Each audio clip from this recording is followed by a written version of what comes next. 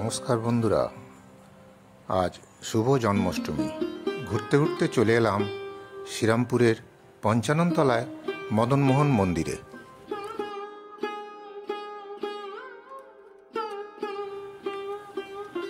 এই ভিডিওর মাধ্যমে আজকে আপনাদের দেখাবো প্রভু শ্রী মদনমোহনকে কিভাবে সুসজ্জিত করে সাজানো হয়েছে।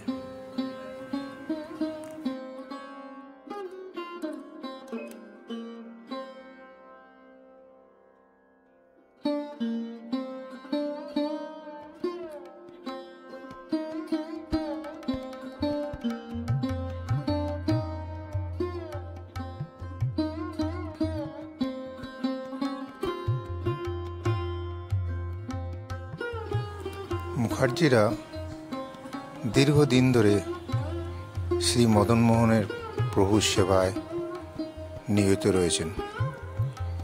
আজও এনারা এইভাবেই ওনার জন্মদিন পালন করেন।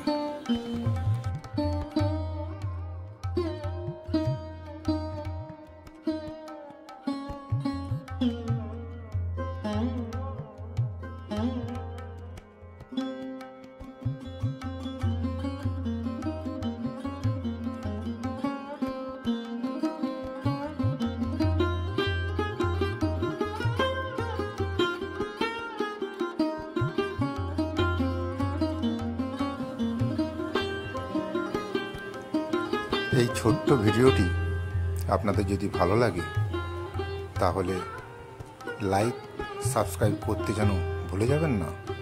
জয় শ্রী মদনমোহন। নমস্কার।